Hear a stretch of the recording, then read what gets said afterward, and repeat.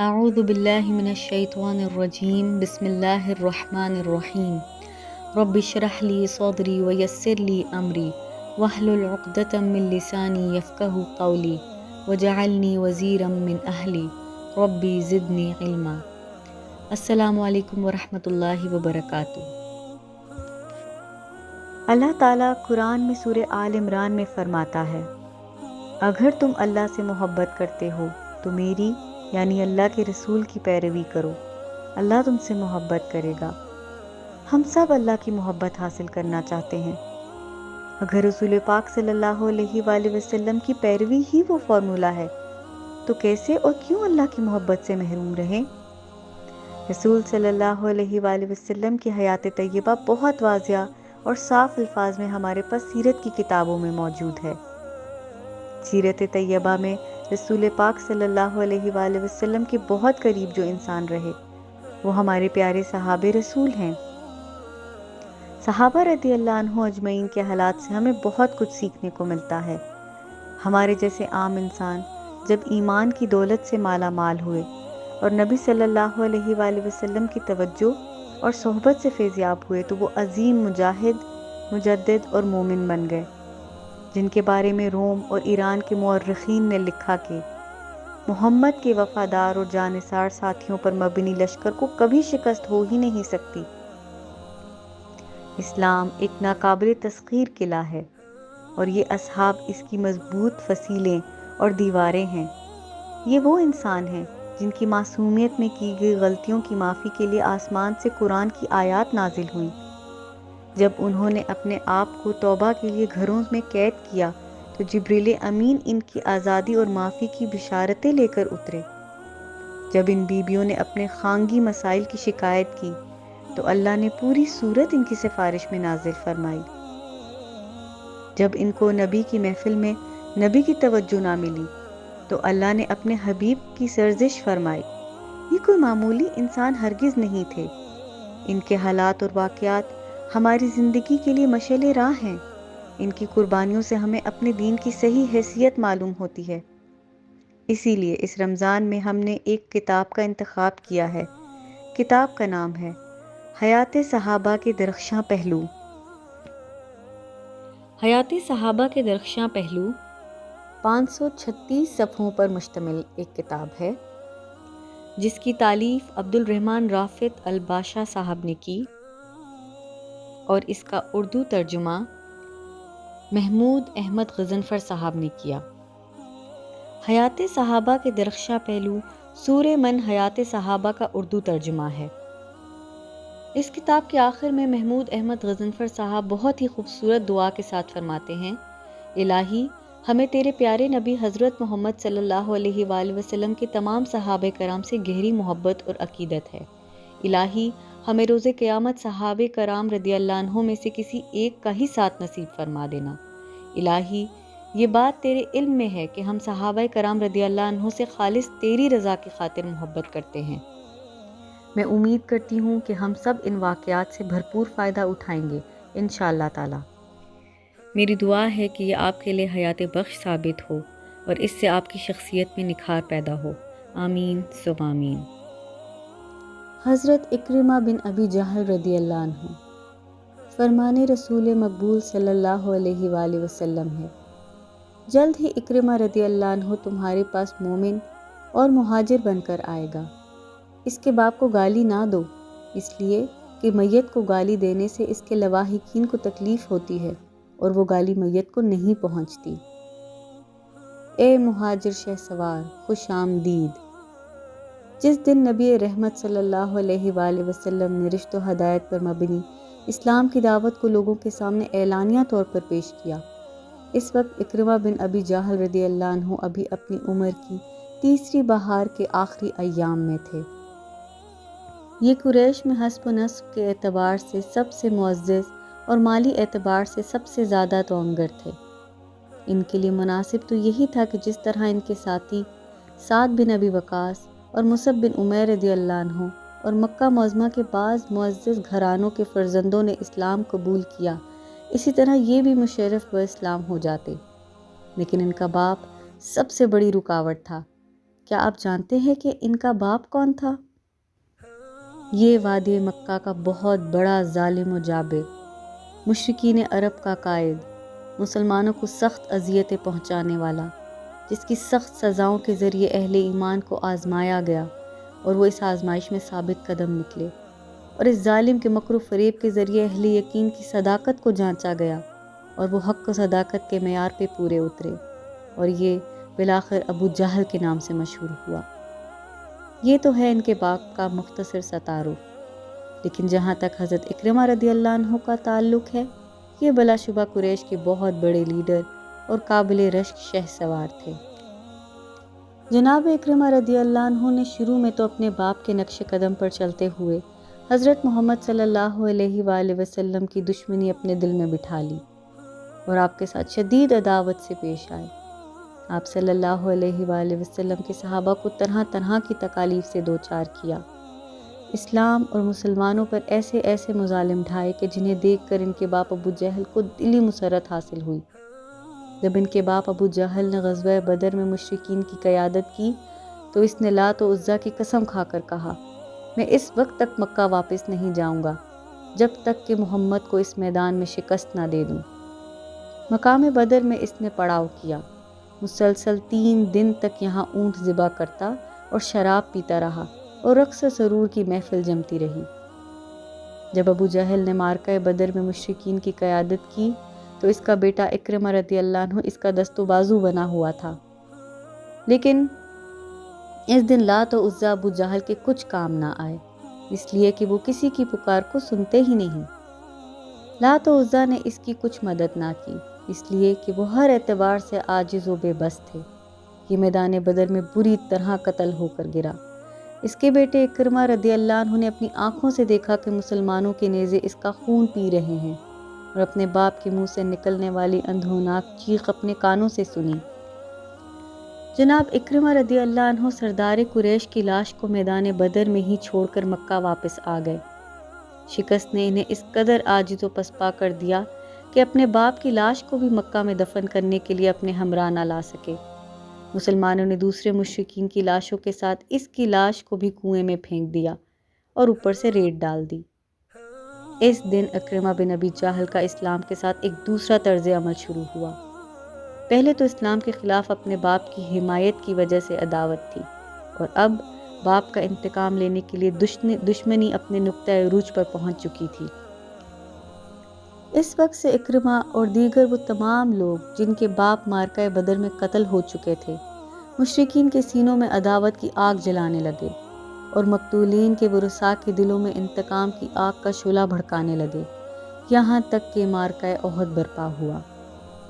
اکرمہ بن ابی جہل احد کی جانب چل نکلے، اپنی بیوی ام حکیم کو بھی ساتھ لے لیا تاکہ وہ صفوں کے پیچھے کھڑی ہو کر دیگر مقتولین کی وارث عورتوں کے ہمراہ ایک ساتھ ڈھول بجا کر نوجوانان قریش کو لڑائی کے لیے برانگیختہ کریں، تاکہ انہیں اس حالت میں دیکھ کر قریش کے شہ سوار جم کر لڑیں اور میدان سے راہ فرار اختیار نہ کر سکیں۔ قریش نے شہ سواروں کی دائیں جانب خالد بن ولید اور بائیں جانب اکرمہ بن ابی جہل کو متعین کر دیا۔ غزوہ احد میں ان دونوں شہ سواروں نے ایک طوفان برپا کر دیا جس سے قریش کا پلہ بھاری ہو گیا اور مشرکین کو اس دن بڑی کامیابی حاصل ہوئی۔ یہ صورتحال دیکھ کر ابو سفیان نے کہا، آج ہم نے غزوہ بدر کا بدلہ لے لیا ہے۔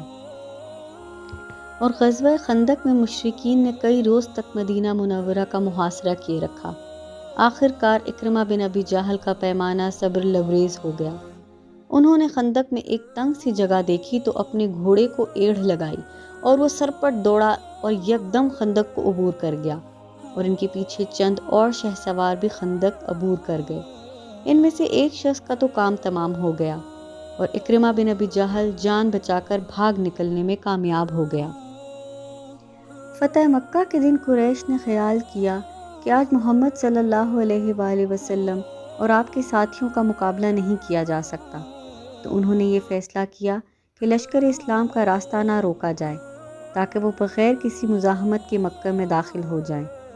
اس فیصلے کا انہیں یہ فائدہ ہوا کہ رسول اللہ نے لشکر اسلام کے سپہ سالاروں کو یہ حکم دے دیا کہ وہ اہل مکہ میں اسی کے ساتھ لڑائی کریں جو ان سے نبرز آزما ہو۔ اکرمہ بن ابی جہل نے ان کے ہمراہ ایک جماعت قریش کے شیرازہ بندی کے لیے نکلے تاکہ مسلمانوں کے لشکر جرار کا راستہ روکیں، لیکن حضرت خالد بن ولید رضی اللہ عنہ نے ایک چھوٹے سے معرکہ میں انہیں شکست دے دی۔ ان میں سے چند ایک تو قتل کر دیے گئے اور کچھ بھاگ نکلنے میں کامیاب ہو گئے۔ ان بھاگنے والوں میں اکرمہ بن ابی جہل بھی تھے۔ اس روز اکرمہ کو بہت ندامت محسوس ہوئی۔ مکہ فتح ہو جانے کے بعد اب تو ان کا یہاں رہنا محال تھا۔ اگرچہ رسول اللہ صلی اللہ علیہ وآلہ وسلم نے اپنے مقابلہ میں آنے والے قریش کے لیے عام معافی کا اعلان کر دیا تھا، لیکن ان میں چند اشخاص ایسے بھی تھے جن کا نام لے کر آپ صلی اللہ علیہ وآلہ وسلم نے یہ حکم صادر فرمایا کہ اگر یہ کعبہ کے پردوں میں بھی چھپے ہوں تو انہیں قتل کر دیا جائے۔ ان افراد کی فہرست میں اکرمہ بن ابی جہل کا نام بھی تھا۔ اس لیے وہ چپکے سے کھسک گیا اور یمن کا رخ کیا، کیونکہ یہاں اسے کوئی جائے پناہ نظر نہ آتی تھی۔ اس موقع پر اکرمہ بن ابی جہل کی بیوی ام حکیم اور ہند بنت عتبہ اور ان کے ہمراہ 10 دیگر خواتین بھی رسول اللہ کے گھر کی طرف روانہ ہوئیں تاکہ آپ صلی اللہ علیہ وآلہ وسلم کے دست مبارک پر بیعت کریں۔ جب یہ آپ صلی اللہ علیہ وآلہ وسلم کی خدمت اقدس میں حاضر ہوئیں تو اس وقت آپ کے پاس آپ کی 2 بیویاں، بیٹی حضرت فاطمہ رضی اللہ عنہ اور بنو عبد المطلب کی چند خواتین موجود تھیں۔ ہند نے بات شروع کی اور وہ اس وقت نقاب اوڑھے ہوئے تھی۔ کہنے لگی، یا رسول اللہ صلی اللہ علیہ وآلہ وسلم، اس خدا کا شکر ہے جس نے اپنے پسندیدہ دین کو غالب کر دیا۔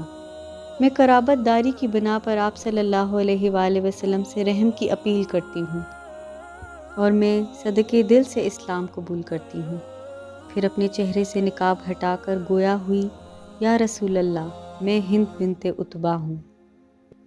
رسول صلی اللہ علیہ وآلہ وسلم نے فرمایا، خوش آمدید۔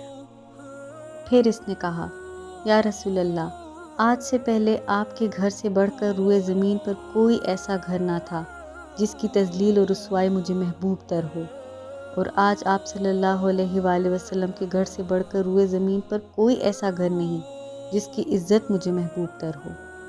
رسول اللہ صلی اللہ علیہ وآلہ وسلم نے یہ سن کر فرمایا کہ اللہ تعالیٰ تیرے پاکیزہ خیالات و احساسات میں اور زیادہ برکت عطا فرمائے۔ پھر اکرمہ بن ابی جہل کی بیوی کھڑی ہوئی۔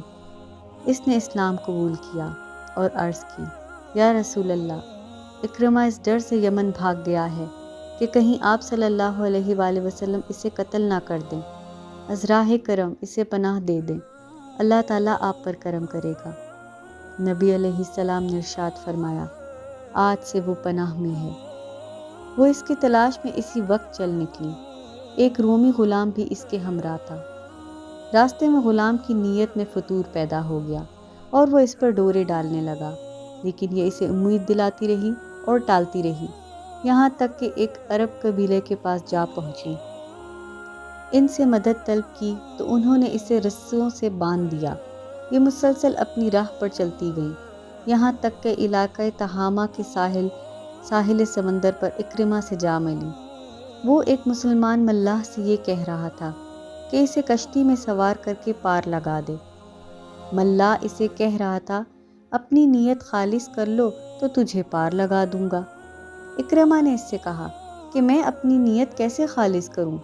ملاح بولا، تم کہو، اشہد اللہ الہ الا اللہ وان محمد الرسول اللہ، میں گواہی دیتا ہوں کہ اللہ کے سوا کوئی معبود حقیقی نہیں اور بلا شبہ محمد صلی اللہ علیہ وآلہ وسلم اللہ کے رسول ہیں۔ اکرمہ نے کہا، اس کلمے کی وجہ سے تو میں مکہ سے بھاگا ہوں۔ وہ دونوں یہ گفتگو کر رہے تھے کہ ام حکیم وہاں اکرمہ کے پاس پہنچ گئیں اور کہنے لگی، میرے چچا کے بیٹے، میں آپ کے پاس لوگوں میں سب سے افضل، سب سے بڑھ کر نیک اور بہتر ہستی کے پاس سے آئی ہوں، یعنی حضرت محمد بن عبداللہ صلی اللہ علیہ وآلہ وسلم کے پاس سے۔ میں نے تمہارے لیے آپ صلی اللہ علیہ وآلہ وسلم سے پناہ طلب کی تو آپ نے کمال شفقت سے پناہ دے دی۔ اب اپنے آپ کو ہلاکت میں نہ ڈالیے۔ اس نے کہا، کیا تم نے خود بات کی ہے؟ فرمایا، ہاں میں نے خود بات کی تو آپ نے آپ کو پناہ دے دی۔ وہ مسلسل یقین اور اطمینان دلاتی رہیں یہاں تک کہ اکرمہ اس کے ہمراہ لوٹ آئے۔ راستے میں اسے اپنے رومی غلام کا واقعہ بتایا تو یہ سنتے ہی پہلے وہ وہاں پہنچے جہاں اسے باندھ رکھا تھا۔ اسلام قبول کرنے سے پہلے اسے قتل کر دیا۔ راستے میں ایک جگہ پڑاؤ کیا۔ اکرمہ نے اپنی بیوی سے خلوت کا ارادہ کیا تو اس نے بڑی سختی سے انکار کر دیا اور کہا میں مسلمان ہوں اور تو مشرک ہے۔ اسے بڑا تعجب ہوا اور کہنے لگا میرے اور تیرے درمیان تو بہت بڑی خلیج پیدا ہو گئی ہے۔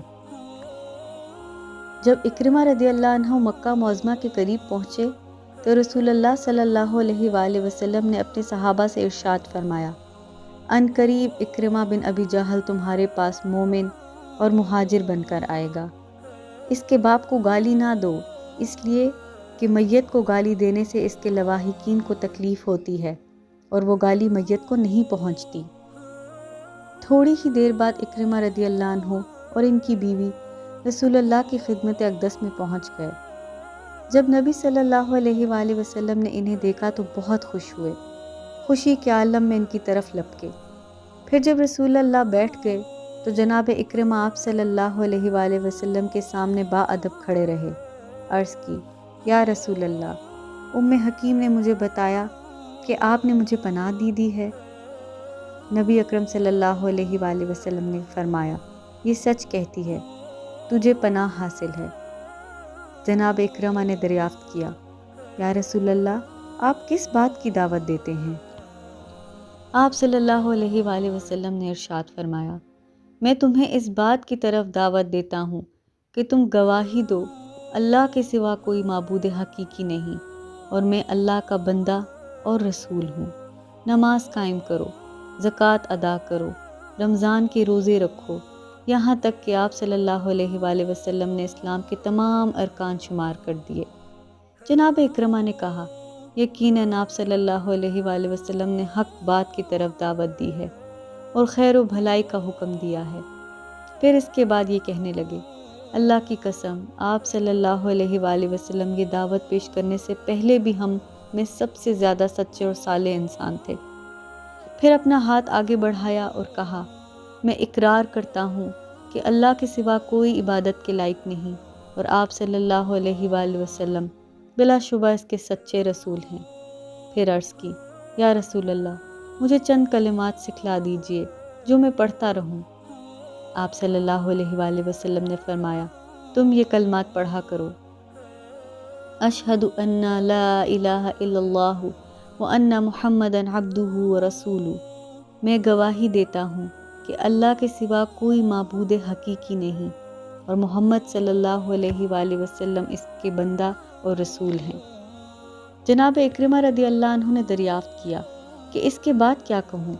رسول اللہ نے ارشاد فرمایا تم یہ کہو کہ میں اللہ تعالیٰ اور حاضرین مجلس کو گواہ بنا کر اقرار کرتا ہوں میں مسلمان، مجاہد اور مہاجر ہوں۔ حضرت اکرمہ رضی اللہ عنہ نے دل سے یہ اقرار کیا۔ اس موقع پر رسول اللہ صلی اللہ علیہ وآلہ وسلم نے ارشاد فرمایا اگر آج تم مجھ سے کوئی ایسی چیز مانگو گے جو میں نے کسی کو دی ہو تو میں تمہیں ضرور دوں گا۔ حضرت اکرمہ رضی اللہ عنہ نے کہا یا رسول اللہ مجھے ہر وہ عداوت معاف کر دے جو میں نے آپ صلی اللہ علیہ وآلہ وسلم سے کی اور اس مقابلے کی معافی دے جو زمانہ جاہلیت میں آپ صلی اللہ علیہ وآلہ وسلم سے کیا اور ہر وہ بات معاف کر دیں جو آپ صلی اللہ علیہ وآلہ وسلم کے سامنے یا غیر حاضری میں آپ کے خلاف کی۔